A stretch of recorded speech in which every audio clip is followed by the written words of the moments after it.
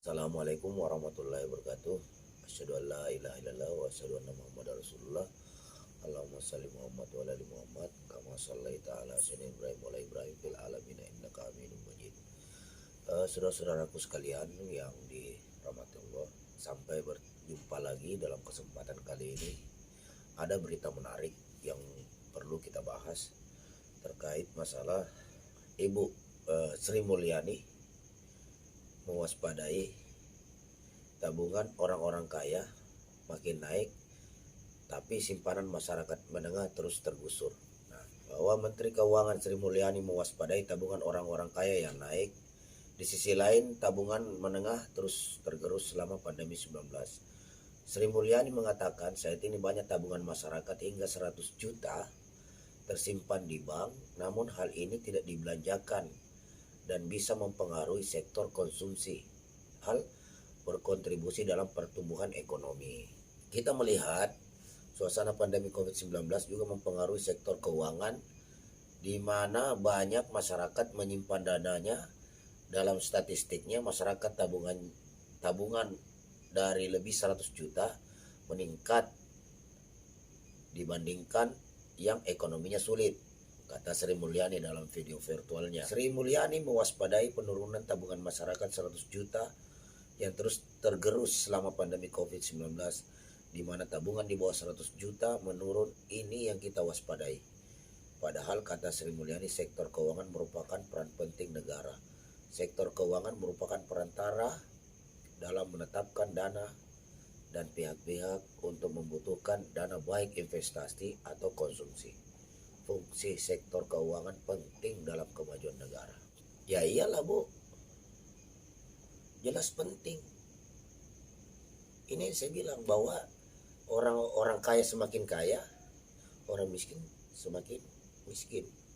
Memang ada orang-orang yang diuntungkan, tapi hanya segelintir orang, kelompok 1% yang merasakan mendapatkan keuntungan. Kenapa? Karena dengan uang yang sebegitu banyak tinggal didepositokan aja, dan ibarat kata menjalani hidup dengan mantap, makan tabungan walaupun bisnisnya nggak jalan. Nah, namun itu sampai kapan? Nah, di sisi lain, rakyat kecil yang seharusnya pemerintah subsidi, seharusnya pemerintah benar-benar berikan bantuan yang optimal terkait masalah bagaimana mereka survive dalam semasa pandemi COVID-19 ini, itu tidak dilakukan. Dan ekonomi akan sulit berkembang jika uang itu hanya dikuasai oleh kelompok 1% ini, tidak dibuat merata. Nah, sekarang Ibu Sri Mulyani mulai mengeluh. Nah, salah satu kontribusi daripada semakin melemahnya daya beli masyarakat adalah dengan diberlakukannya upah murah dalam Undang-Undang Omnibus Law. Padahal salah satu konsumsi terbesar di Indonesia ini adalah kaum buruh. Kalau uang masih diberikan ke kaum buruh, diberikan dengan mereka, akan terjadi transaksi yang sangat masif yang bisa mampu menghidupkan ekonomi. Namun hari ini tergerus oleh kebijakan Undang-Undang Omnibus Law sendiri. Nah, sekarang Ibu baru rasakan dampaknya. Nah, ini yang menurut saya agak yang selama Presiden Jokowi di sisi lain ingin mempercepat pertumbuhan investasi, di sisi lain menekan upah buruh yang otomatis menekan daya beli masyarakat. Bagaimana?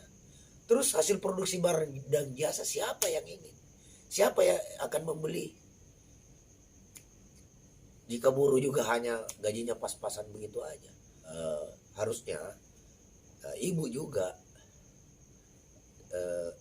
mengejar uang-uang para koruptor yang ada di luar negeri. Itu penting segera untuk dikembalikan, untuk membantu agar apalagi ini menambah devisa negara. Uang-uang para koruptor di luar negeri itu banyak. Katanya sudah ada 11.000 di kantong Pak Jokowi.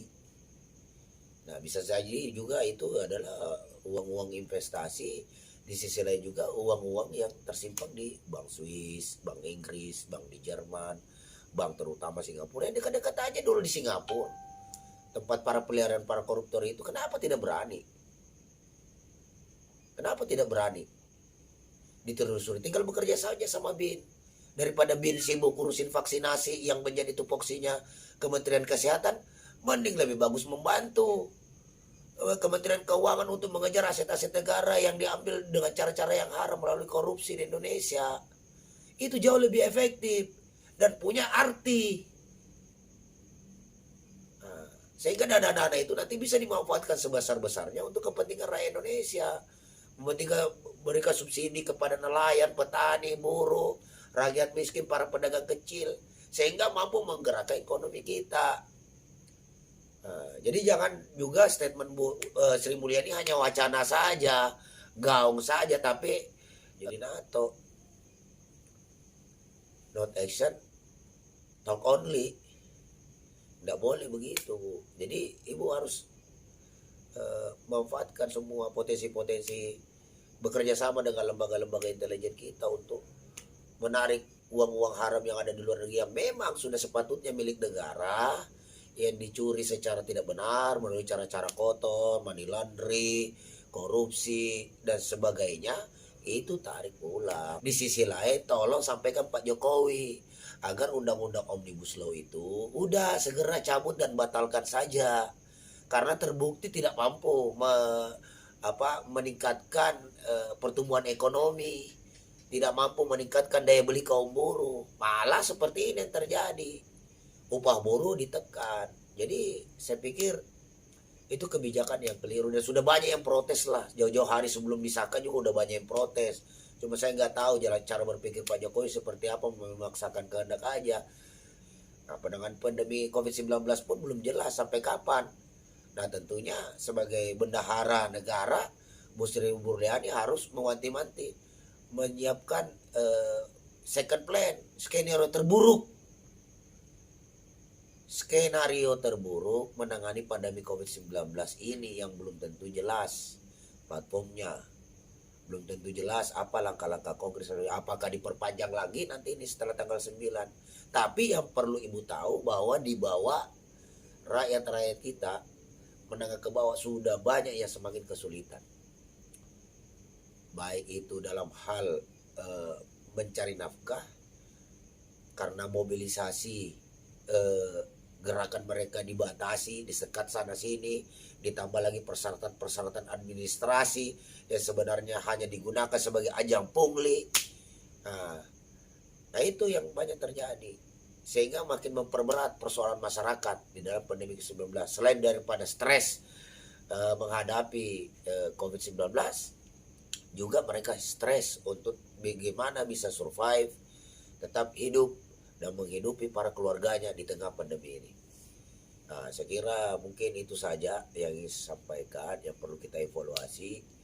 Semoga ini bisa bermanfaat bagi Ibu Sri Mulyani, sehingga kebijakannya menelusuri, jangan cuma menelusuri, benar-benar mencari dan mengambil kembali uang-uang milik rakyat yang sudah digarong oleh para koruptor itu untuk menambah devisa negara kita dalam rangka menangani COVID-19 ini.